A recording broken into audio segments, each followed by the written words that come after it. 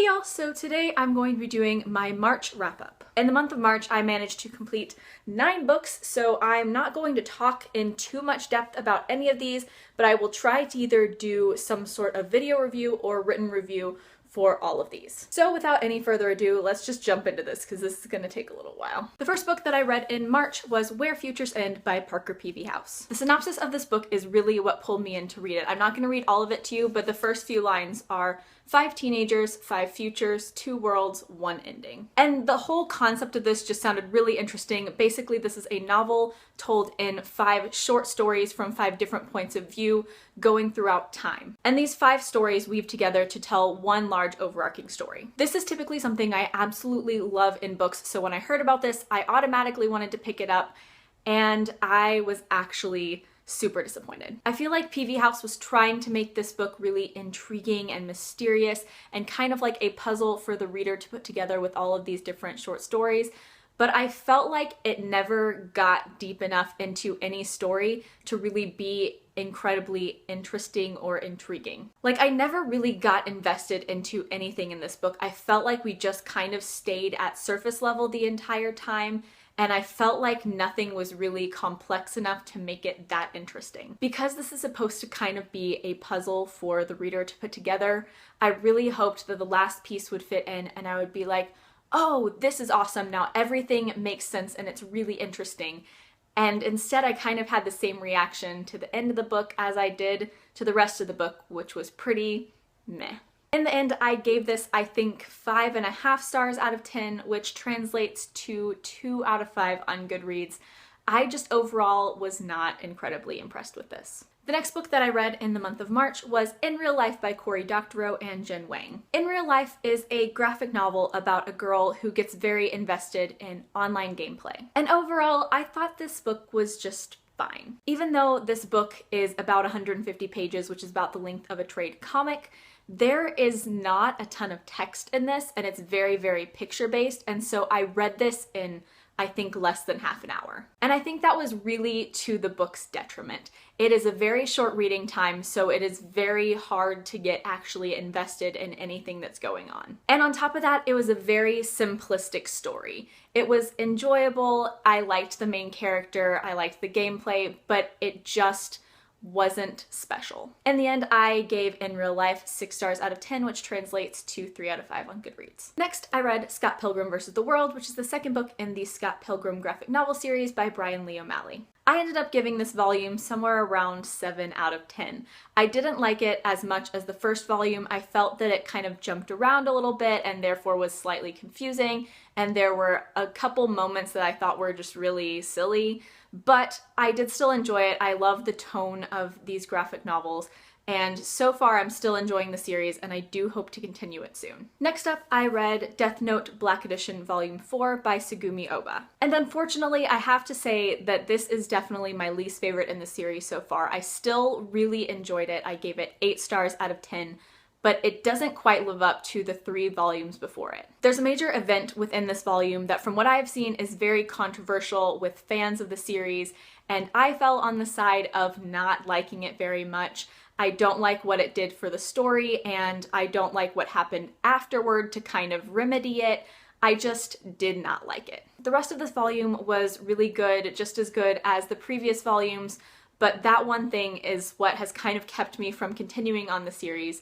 I will definitely still do it, but it's not as high priority because of literally that one single event. But yes, overall, 8 stars out of 10. I plan to continue the series at some point in the near future. The next book that I read in March was The Queen of the Tearling by Erica Johansson. Finally.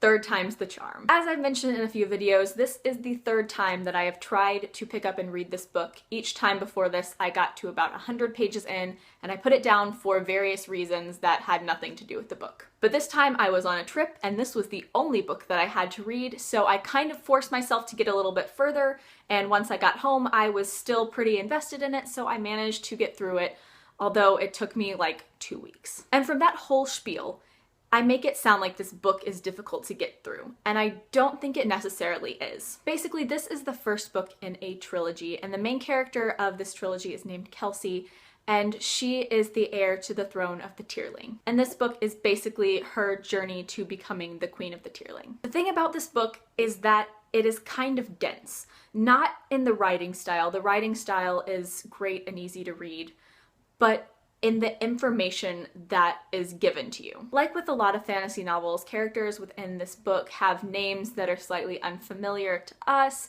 and there are also a lot of groups that have names that you have to remember, and there are just a lot of details about this very intricate world that you have to remember. So a lot of this book is world building and character development, and that can sometimes be a little hard to get through. Not that it's not interesting, not that it's not really great and well written, it's just a lot of information that you have to take in and remember. And overall, I really enjoyed this book. I gave it 8.5 stars out of 10, which translates to 4 out of 5 on Goodreads. Yes, this book took me a while to get through, and yes, there was a lot of stuff to remember, but I found it really rewarding in the end because I really enjoyed the characters and the world and the plot and the magic system.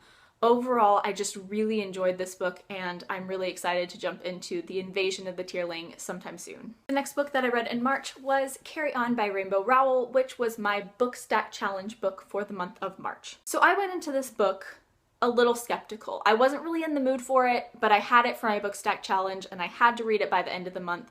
So I picked it up and started reading it. And I would say for about the first 150 pages, I wasn't super invested. In general, I was enjoying what I was reading, but there were so many similarities to Harry Potter that I started to get put off a little bit. Like I was sitting there reading and I was like, that's like Harry Potter, that's like Harry Potter, that's like Harry Potter. This is essentially a Harry Potter fanfic.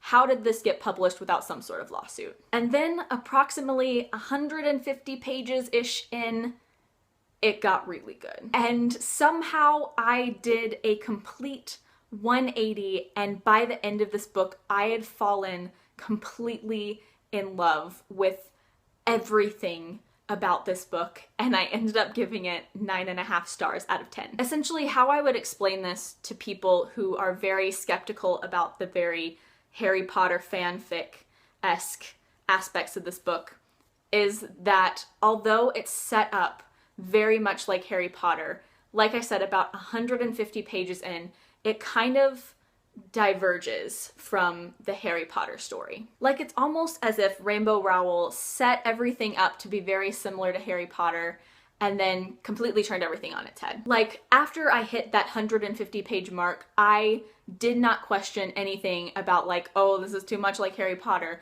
Like it just, everything changed for me and I fell completely in love with it. I will say, I still am not a huge fan of the magic system. I think that the spells are kind of dumb and silly, but that's really my only complaint that goes throughout the entire book. Like, everything else about this is really awesome. So if you are curious about this book and you are a little worried about the fanfic aspect to it, just pick it up, get at least 150 pages in, maybe 200 just to be sure, and I think that your mind will be changed. Because like I said, super skeptical. You can see my Goodreads updates where I was not feeling it, but once I hit that mark, I fell in love.